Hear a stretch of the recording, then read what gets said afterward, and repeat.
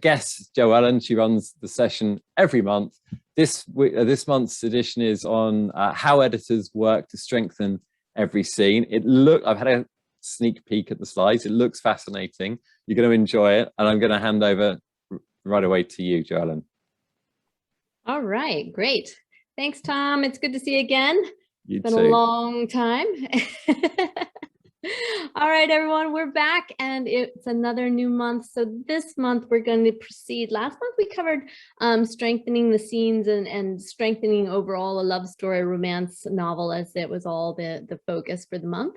And this month we're going to talk about how editors work to strengthen every scene. So I've really dug in a lot, and it's a lot to cover. So I'm going to try to get over the basic form, and then we can go into the questions as we dig in there. So give me a second here, and I will just share my screen.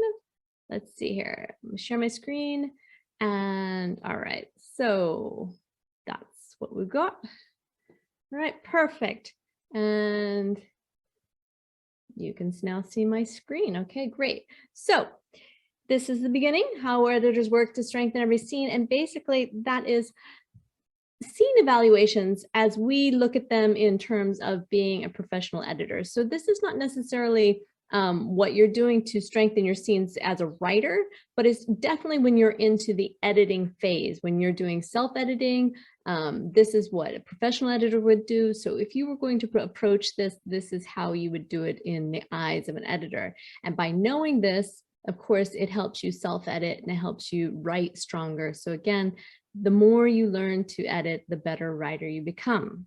So as we go through this, basically the professional editors, they're always evaluating your scene arc. In the same way that we have a story arc with those 5 key scenes, we also have a scene arc. It's a little different, but it has the same basic concepts, which we always start with in a story arc or in a story, is that you have to have a beginning, a middle, and an end. And of course, in a scene, the beginning is the hook. How do you get them involved? What's the entry hook and the exit hook? Those are very important.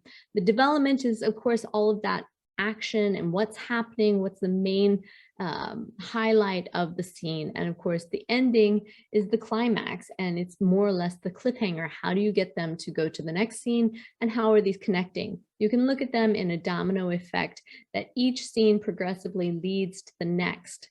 And by doing that, you create a strong story. But it's very, very, very important that every single scene is essential to the overall story arc. This is your story arc. It's not the same, but I'd like to compare that, because again, you're using not the format, but the form to get through the entire situation here. So as we do this, we're going to look at this just a little bit here. Pull over my notes.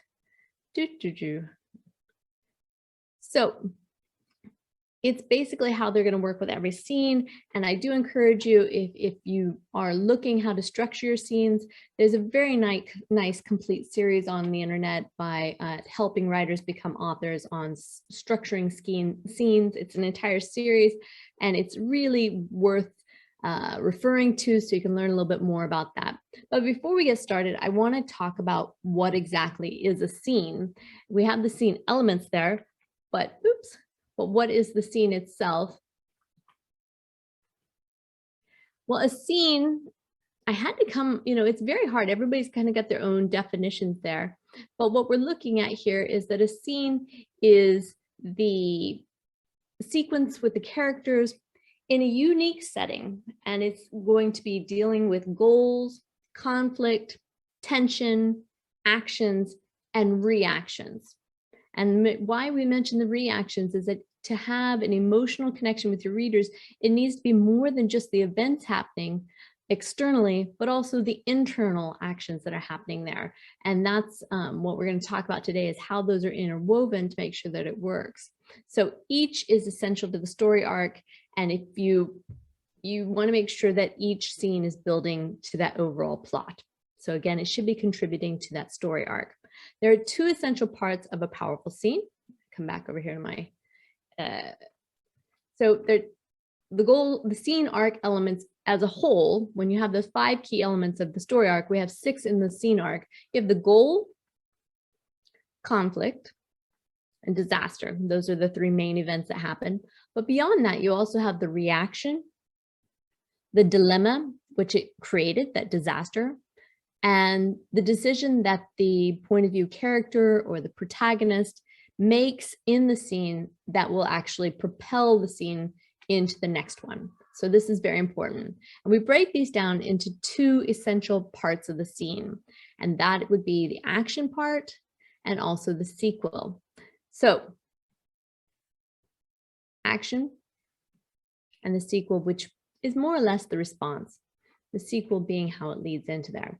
And as I mentioned, the action arc is the event, which is involving the characters in the unique setting, and it creates the conflict. It creates the disaster, the whole problem that we're dealing with in each scene. And then the sequel is the internal results. How are they responding? How are they reacting to this dilemma internally? And what are the thoughts and processes that are going on that? So in the action scene, an action comprises the action event.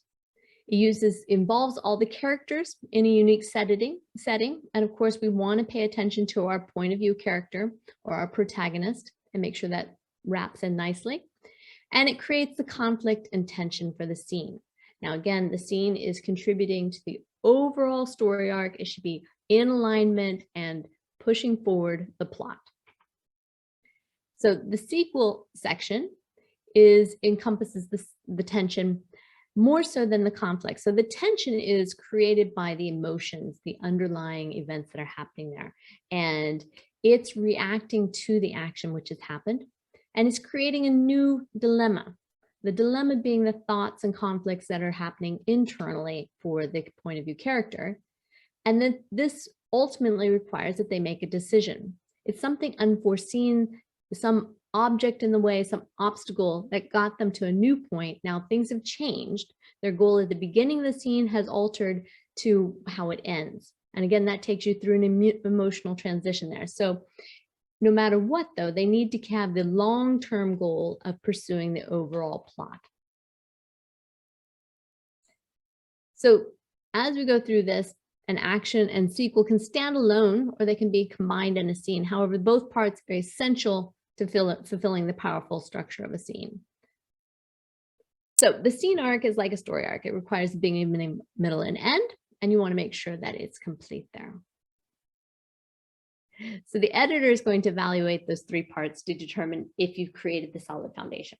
If you don't have these events in your scene, then they're going to tear it apart. They're going to look at all six of those and determine what needs to be strengthened and why. And there will be specific questions we ask, and I'll include these as we go through them.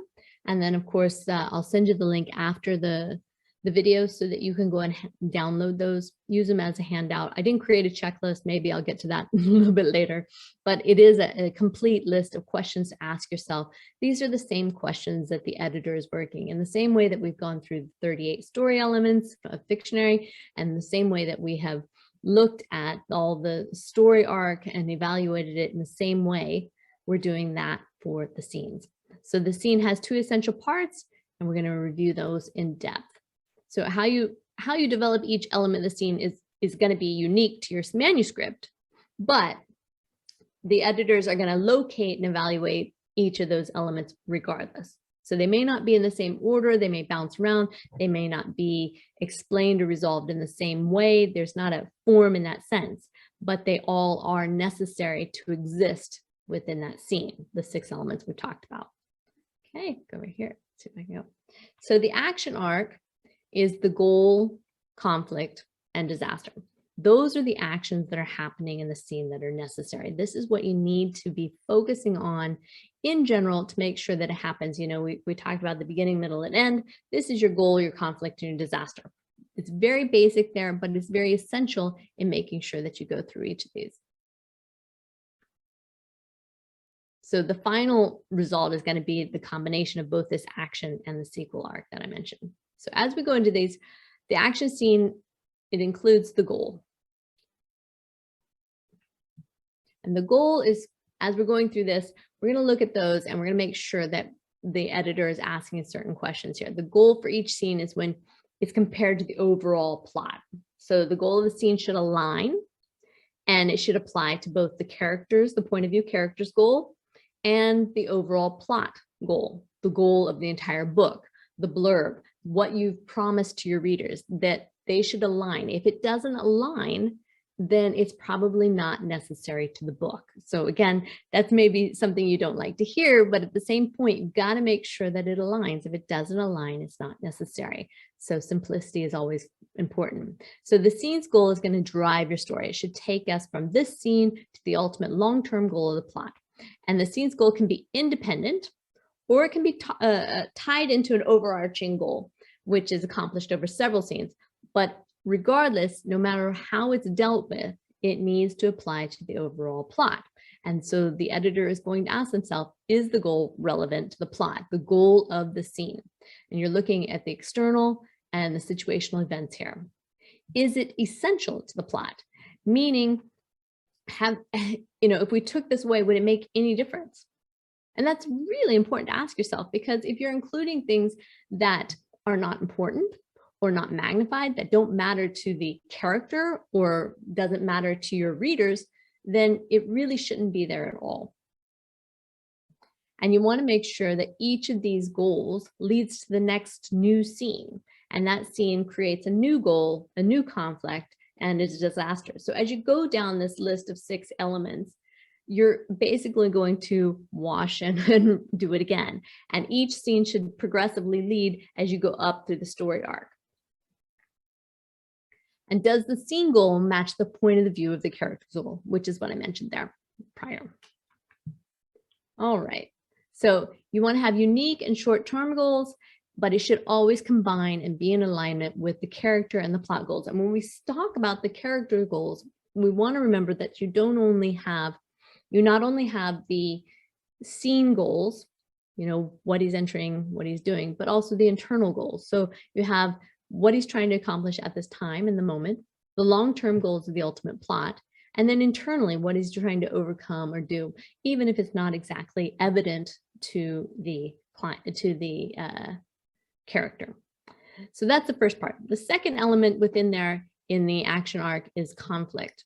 So we want to make sure that we're entering into this. The conflict is the scene prevents the character from achieving his goal in the scene. So something's happening, there's an obstacle, something's prohibiting the character from achieving the initial goal of the scene. And that's very important, because that conflict is what keeps the readers engaged. It's what we want to see and hear, and it's why we're watching. So the conflict is absolutely essential, and you got to make sure it's there. It drives the story forward and encourages the reader. If you don't have conflict, then you don't have a scene. And if you don't have a scene, it's basically the end of your story. So we want to make sure that it's going on there. So in the conflict, the action arc, does the conflict matter to the protagonist and to his goal, both the external and the internal goals of the protagonist? Does it interfere or threaten their goal? It should, because that's what the conflict is there. But you may want it, as a writer, to be creative and to keep our readers engaged, throw in surprises, but make sure that there's an obstacle of some sort. Is the conflict essential within the scene's goal? Meaning, does it happen or, for a reason or not? Does it have a purpose for existing? Is it related to the overall plot? So again, every scene must tie into the long-term plot of the book. And does it drive the story forward? Meaning that at the end, when this conflict happens, is the reader going to say to themselves, oh, I wonder what happens next? Do they feel enticed? Are they empathetic? Are they trying to follow along? Are they rooting for the character? All these things are essential as it goes through. And then, of course, the conflict that's happening, is it organic? Does it make logical sense of why it happened? Whatever the conflict, you had a goal and then something happens, does it make sense logically? And why we're asking that is because normally, as you have each scene, other than the first one in the entire book, they're all attaching. So you need to say, okay, this conflict that resulted, does it tie back into the previous scene? And does it lead into the next scene? So you're creating a chain of events that you have to do again and again to make sure that it gets through. And does it make sense? Is it logical? Is it something that the reader says, yeah, that makes sense, and they don't feel like they're being misled or it doesn't seem believable. It needs to be good. So once you have this conflict, you're going to end up in a disaster. And the disaster is the external result of the conflict. And it's basically what happened that prevented the character from achieving his overall story goal. So this will apply not only to the scene, but to the plot. So again, it's carrying forward again and again and again. And the disaster element is essential because it connects the story to the next scene. And that's really, really important. So the disaster needs to be important not only to the protagonist, but to your readers. If your readers don't care, they're going to put down the book. So make sure that you're always looking at this from the point of view of the reader. That's what professional editors do. They're experts in your genre. They're referring back to, okay, who are we engaging with and how are we keeping them engaged? What are their expectations within the genre? What have we promised them in our blurb? And how do we carry this forward? So it is high stakes. And ultimately, the disaster is going to keep the protagonist off balance. So we want it to create something unforeseen. We're going to create this, as we move from the disaster, we're going to go into the dilemma. And that carries the story forward. So the disaster again, oops.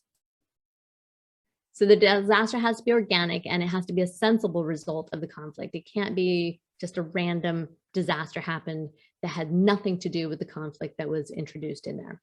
So in the disaster, the editor is going to ask themselves about your manuscript. Is the disaster engaging and is it important to the readers?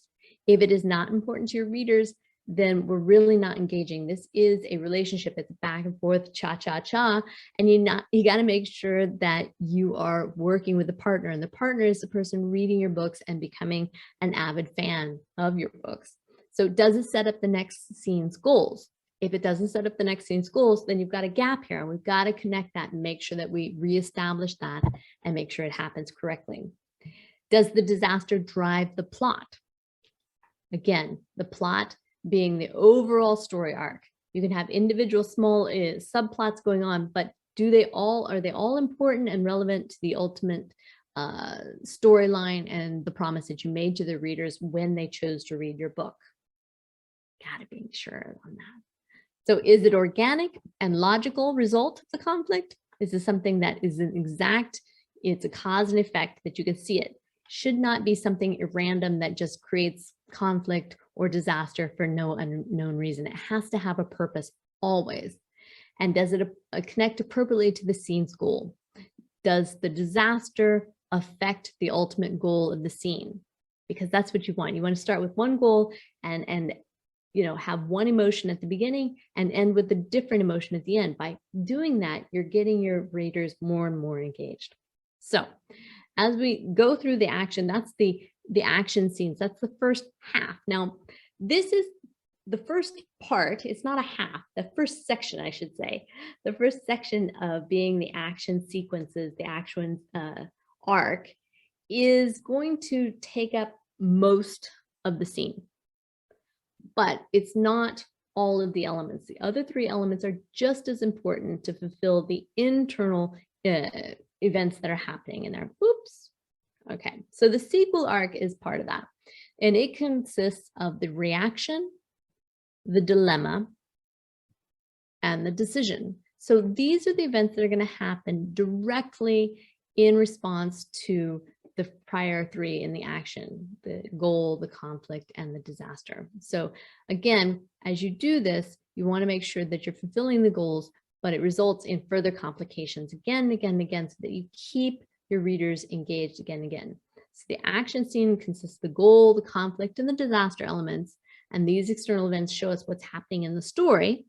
And then you move over to the sequel, which is the internal actions and the emotional events that are happening within the protagonist, within the characters there. And we need to discover what those details are within the sequel arc division of the scene. So what does the sequel arc encompass? The sequel arc is, again, the reaction, the dilemma, and the decision. And it presents in the internal balance to the external events. It's providing the elements of the point of view character's reaction. And this causes them to experience a new dilemma. Something's changed. They didn't achieve their goal. Now they have to make a new, they have to stop and contemplate, and they have to look at this, and they have to come up with a new decision, which allows them to emotionally connect with your readers. This is the perfect time for character development. When you're dealing with the characters, you need to let them connect with your readers, and there needs to be time to do that. So in the same way that you have action scenes, you also have sequel scenes, not only for the character to get to know them better, to see how they look at the position, to understand their dilemma and why it affects them the way they are, but it also allows the reader to take a pause, to breathe, to actually digest all of the action scene that just happened.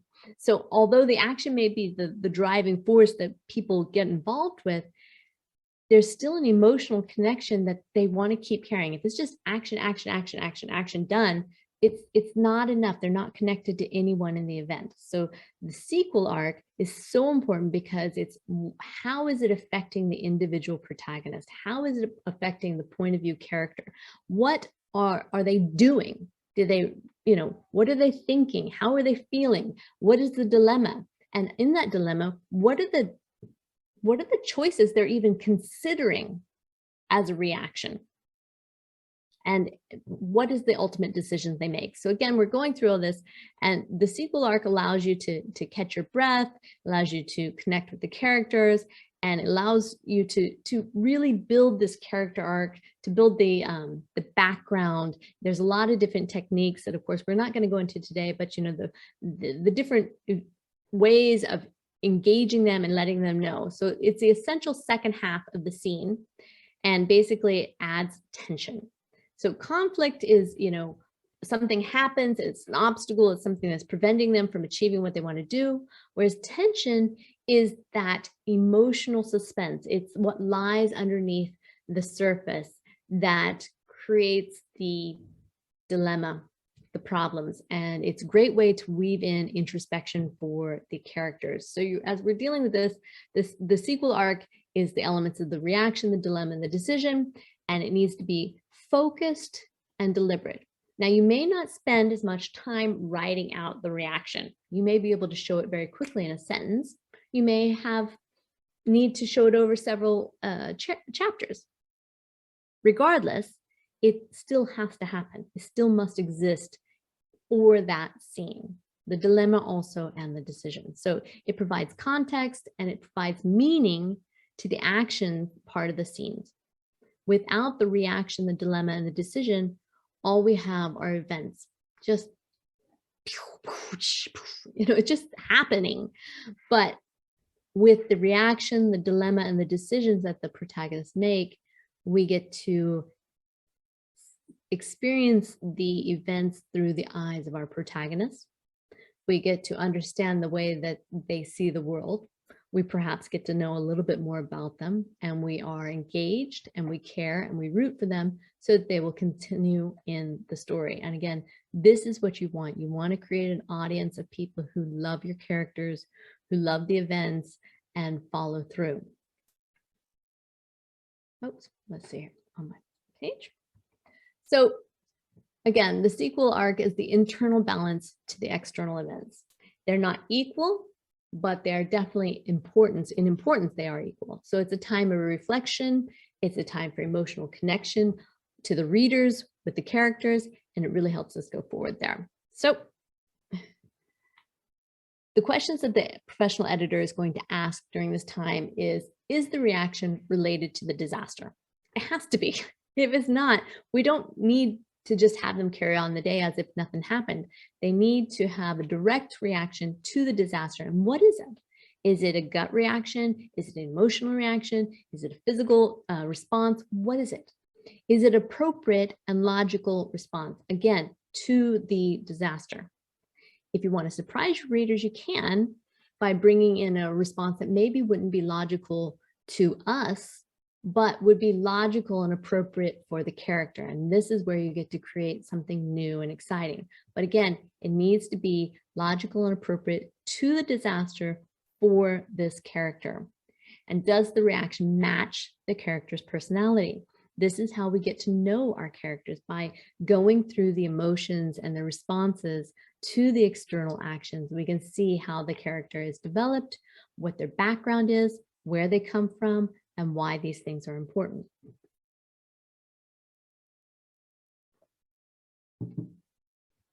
And have you portrayed the reaction? Again, is it sufficient and effective? So it's very important. We go back again and again and again, and we've done quite a few scenes here. We did a nice interview with Haley Milliman from ProWritingAid talking about the importance of show, not tell. And again, this is where the reaction is so well portrayed. If you don't write it out, which ideally you shouldn't, you want to show their reaction through what they do, what they say, the dialogue, the different experiences they're having. Make sure that it's sufficient and it's directly connected to the event which happened. So this reaction, as they go through this, now they have a new dilemma. And the dilemma is, things have changed. They entered the scene with a specific goal. They had a conflict, and then this created a disaster. This disaster, they reacted. Now, the reaction is also giving them time to enter into this dilemma. So again, it's a point of no return. It's something is changing. So where they were at the beginning of the scene and where they are at the end of the scene should transform. Again, and it follows that similar pattern as we do with the story arc, because it creates a new reality for them. Something they weren't expecting happened. So the dilemma works on that, and it builds on that tension that we talked about. So it's simmering there, and the dilemma is coming out through the tension, and we're going to expand on that. So the sequel events of the reaction, the dilemma, and the decision need to be focused. They need to be deliberate in your presentation, and they must be present. And it's going to provide the context. It's going to provide the meaning to the action part of the scene. If you have actions without meaning, it's irrelevant. So again, the length and the composition of the sequel art is different for every scene. So it can be contained, again, in a short period or a long period. Does this dilemma put them into a type of reflection for a long period of time, or can they quickly come to a new decision? Or maybe they make really bad decisions, and they do these gut reactions, and it takes them in a totally new direction. They have to overcome something else. This is what you want to happen. You want to create this continual conflicts that lead into the next scene, so that it's relevant to your whole story. And again, carries you through the overall story arc, through your entire plot. So the reaction is your protagonist's internal and emotional responses to the action. And the reaction is going to provide the introspection, the processing, the sharing, and you're going to go to the sequel arcs. So we have all that. Oops, let's see here. So the dilemma is basically the intellectual element of the sequel arc. It's where you get to see how they think, what their responses are to the world. How does their background affect the situation they're in? And the dilemma results directly from the disaster, and it's going to cause further serious change for the story. It creates new problems, and these new problems are going to make the character have to overcome them also. So again, the dilemma should be a lot of thought going on. Doesn't mean you have to go through it through and through, but you might want to expose that depending upon how your story is presented. Again, it's not essential that you present it in a specific way. It's essential that you include this element in every scene of your story. So the dilemma element sets up the next scene, and it does this in a unique way by asking a question. It's what happens now? What do I do now? What happens next? Oh my gosh. It's all these heightening of tensions, and it creates sympathy for your characters. And this is where your readers get engaged. What dilemma does this person have? I mean, do they see options that other people may or may not? Do they respond in a way that's predictable or so new that we have to learn more about their background? We have to figure out where they're coming from and why. So during the dilemma phase, your character is going to review and analyze events that have happened, both in this scene and prior, perhaps, and they're going to begin planning. And this is the various options that your character is going to consider and it's going to expose their personality. And this is so important for your readers. They need to care and root for your protagonist. So they're going to have a lot of intellectual responses to this, and the character should consider a lot of potential responses if it's a lot of intellectual. And they're going to reject most of the solutions, but what they're doing is you're convincing your readers that your protagonist is human. You're letting them relate with them. You're letting them see the world through their eyes. And it's more important that your plot is based upon a pattern of logic instead of just arbitrary random events that keep happening again and again and again. So again, I do encourage you to look into this and figure out what would this character have going on. And if you created a really good character, you're going to know. But this may reveal to you where you have some character weaknesses. So again, it's a great opportunity. So as we look at the dilemma, the editor is going to go in and they're going to ask certain questions within each scene to cover these. In regards to the dilemma, is the dilemma a direct result of the disaster? Again, the disaster is so important. So we had the goal, we have the conflict, we have the disaster which happens. This creates a reaction, and now we're in this dilemma. So it's all going back to what happened, what the character thought was going to happen, what they wanted to happen, what they tried to force happen, and then what didn't happen. And when you have this dilemma, is it clear to readers?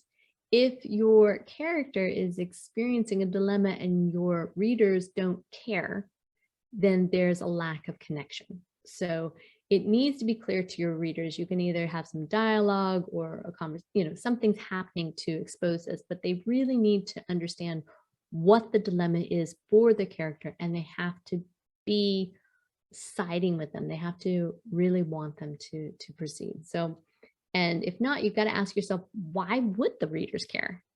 If it's not good enough, then you may need to work through this area and figure out how to make the goals and the dilemma more significant to your readers, or remove it. I know everybody hates to hear that, but sometimes we have to remove things, and it's okay. We're just getting better and stronger everywhere. So, and is the dilemma portion of writing balanced with its significance? When I'm saying this is, we often look at the word count of the scenes, and we do that again and again, the chapters, the scenes, the overall study, and we do this to see if it's balanced. And when you have a shorter scene, you're going to pick up the pace. When you have a longer scene, then you're slowing down the pace. So if we've had a really high action-packed event, then maybe we need a little bit longer, slower pace here to actually engage with the character, to understand what their perception is, what their feelings are, why they feel the way they do, what happened in their past, who are they, what baggage are they carrying that makes this specific and unique to this particular character. And then make sure that the writing reflects on that, either in the internal dialogue or in the external dialogues with other characters, so we know what's going on. All right, so after you've gone through those questions and you've looked at them, why would they care, you're going to come to a decision. And it's so important for your character to expose this, because this is going to lead into the next event. And it's basically that point of return. They've changed, they're being proactive here, and something's happening. So the decision is your character's answer to the question. So we had the question in the dilemma, and okay, after some consideration, they've made a choice. This is how it's going to move forward, and it leads to action or inaction. Now, I mention that because we're assuming they're going to do something. On rare occasions, but still very, very, very important, inaction is a choice also. And so it should lead to the action that results from a new goal, and this is the source of the next scene. But if for some reason they don't take action, how does that affect our next scene? How does that affect the overall driving force within the story so that we can proceed in that way? The element of decision is your protagonist's strategy, and it's basically the behind the scenes planning, and it should intrigue your reader. Your reader should want to know what's going on. They should be totally engaged. And it's a decision stage of the sequel art.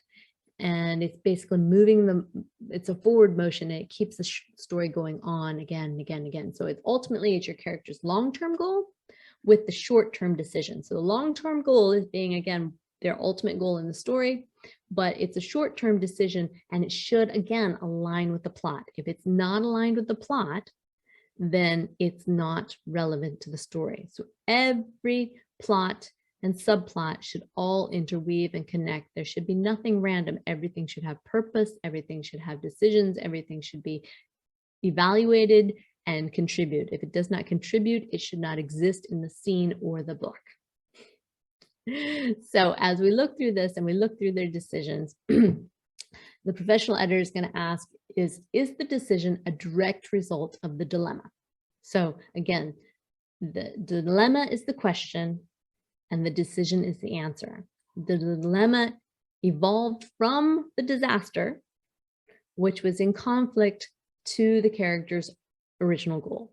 So I know I'm being repetitive about this, but it's very important that you can see these connections and that you could answer them again and again and again. And if you can't, you need to go through each scene and evaluate them. There's basically these 6 points, and you need to make sure that they exist. If they don't exist, then that scene is not as strong as it should be, and you really need to strengthen it. It needs to contribute to the overall plot and the ultimate storyline of your book. So does the decision create a strong and logical goal for the next scene? Again, this is setting up every single action has a reaction, and it's going to lead into the next scene. So it's conflict, conflict, conflict. So it's basically, you know, if you're alive, you're moving up and you're having these little reactions. If nothing happens, nobody cares, and it's dead. So does it drive the story forward, again, along the plot line? Does it solve the problem? If it solves the problem, then basically you're at the end of the story.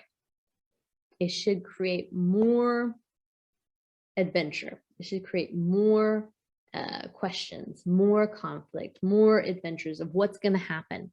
If it doesn't, then the story is coming to an end.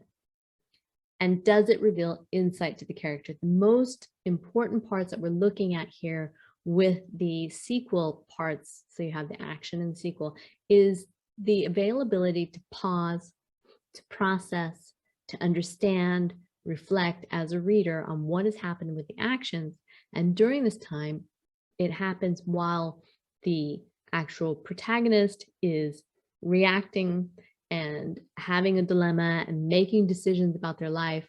So they're all interrelated. So it should reveal more about the character. If we don't understand why they've done something, we need to develop that more fully so that it makes sense for that character. It doesn't have to be a reaction or a decision that makes sense for the world.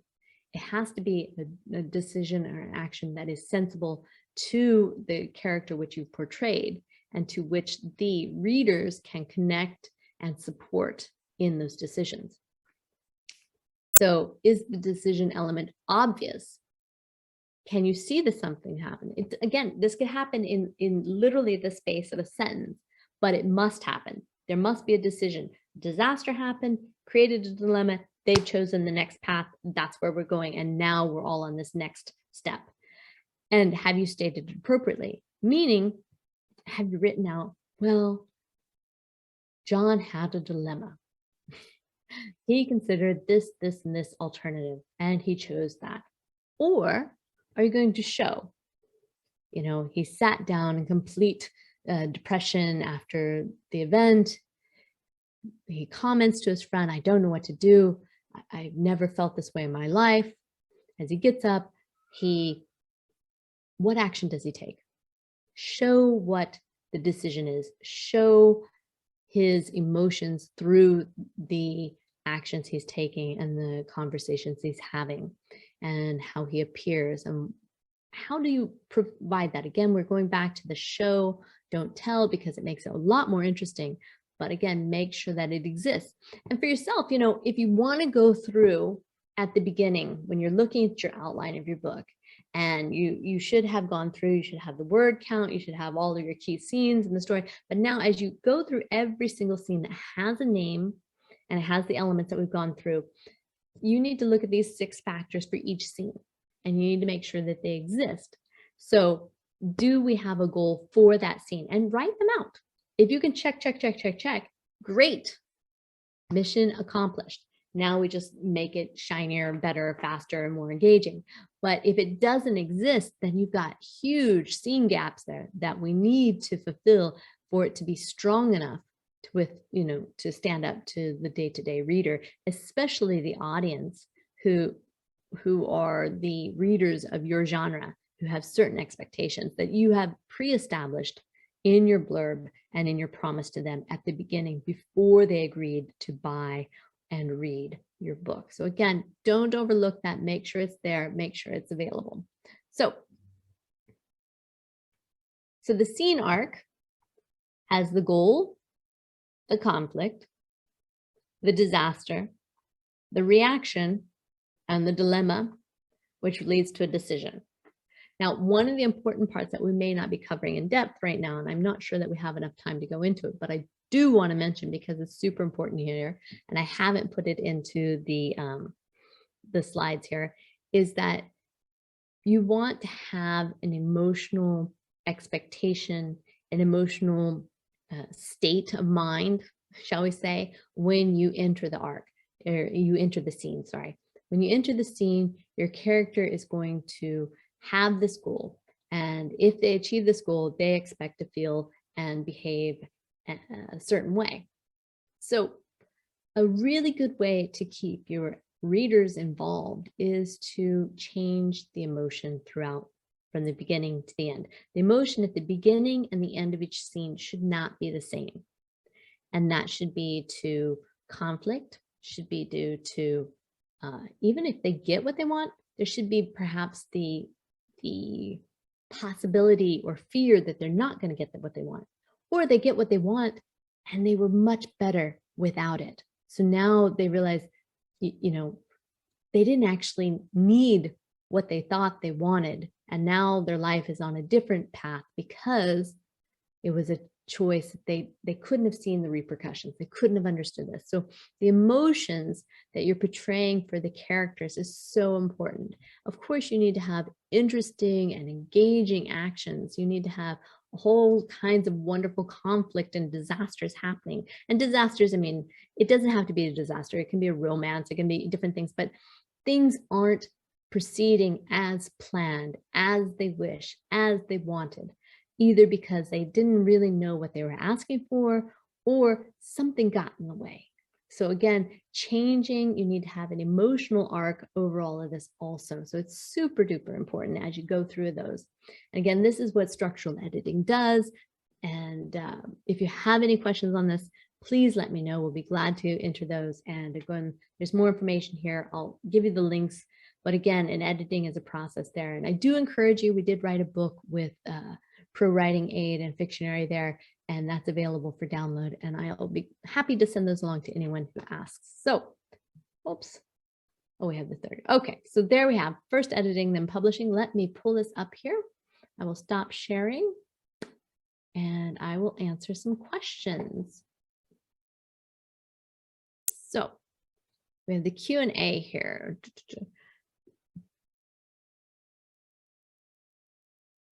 Does the reaction scene have to come after the action scene? Some reaction might not happen until later. That is absolutely correct. As I mentioned, all of these different elements or portions of the overall scene arc, they have to exist, and they may not stay contained within one section, but you just need to know that it's being resolved and you're having a reaction somewhere in the book. So you can have, a story arc over several scenes, can go over the whole book, but you need to know that it exists. If it's omitted anywhere, then it's not being fulfilled, and there will be a sense of, something's amiss, something's not there. So again, it doesn't have to come next after the action scene. It makes it easier, but it does need to exist. So again, if you go through and you have the 6 points and you're checking them off, you can make sure that they exist for every single scene. Moving on to the next question. So let's see. What's your best tip to a writer who wants to include all the elements you've covered today without having to follow a checklist, one that might interrupt the flow of writing? Again, writing and editing are two separate stages, and you should not be editing while you're writing because it will interrupt your creative sense. So, and your flow that you're mentioning there, you're mentioning the interrupt the flow of writing, and you're absolutely right. So my goal for you is, once you decide how you're going to self-edit, and again, you can just not, you can just hand it to editors. We have people do this all the time. You just call us and say, I don't want to do it. And you can pass it off. But, you really, I'm going to guess everyone who's here, anybody who shows up for self-editing school wants to do some of this themselves. And that's why we're having these discussions. So to do that first round of self-editing, to do some of the revisions prior to contacting either a structural editor or a line editor, then maybe you don't want a checklist because maybe that feels too conformed for you, too blocked in. And I know a lot of people don't like that. But what I can say is, it's a simple memory of those 6 items, and every single scene needs to have them. So when you review each scene independently, you can basically ask, does it exist? And if you can outline it, yes. But if you're wondering where something is, how does this lead into the next scene? Strengthen it. Did we have any dilemma, or did they just respond and do something else? Why? Why was there no dilemma? Are they a sniper? They don't mind killing the next person? Or do they actually consider before they pick up the gun? So those are different things, but make sure that you have a method of ensuring that all 6 elements, all 6 portions of the scene arc exist, and go through them. You don't need to do it methodically with a checklist, but as you review each scene, it needs to exist somewhere in there, and make sure it happens. This analysis seems quite deliberate and complicated. Over time, do these elements become instinctive for experienced writers versus a multi-point checklist? Yes, of course. We're going into the micro information today. So again, having them in a list makes it more obvious for those who maybe never considered it. If you just write and you're inspired and you go on, it does happen instinctively. However, if you have never given it a thought, this, by becoming aware of it, by having the knowledge to just, ask yourself, and do this a couple of times. You don't have to do it to every scene, but if your scenes don't seem right, or if your editor's coming back and saying there's something amiss here, then it might be one of these basic elements is missing from your scene arc. So again, once you know it, the goal, conflict, and disaster, that's the basis. Most people get that. The reaction, the dilemma, and the decision, this can be either within that scene or it can be a separate scene in itself. But again, it's a sequel. So it's allowing us to, process each of the actions and making sure they have purpose, that is causing a dilemma and is causing an opportunity for the reader to engage with your protagonist and to care about the story that you're sharing. So yes, it will become way, way, way, way more instinctive over time. But if you've never given this a thought and it's new to you, then I do encourage you to look at those 6 elements and see if they exist there. Can you repeat the reference you made earlier to an article in helping writers to be becoming authors about structuring scenes? Yes, it's KM Weiland. She has a really fantastic website there. Let me see. I'll give you the exact one here. The exact name was How to Structure Scenes in Your Story. It's a complete series. It's by KM Weiland, Weilands, or Weiland, sorry, no S. It's on her website called helpingwritersbecomeauthors.com. And I think it's really great. It goes through a lot about what we've done tonight. I used it as a little bit of foundation there because she's done a really great job of explaining it. Of course, at First Editing, we use Fictionary's professional editing software. And so a lot of this is in checklists for us. It's instinctive for us, but it makes us thorough and objective. And that is what you're up against today, folks, is that there are people all around the world sitting on their computers typing right now. So you need to make sure that the foundation exists for every scene, for every story, for every arc that's out there.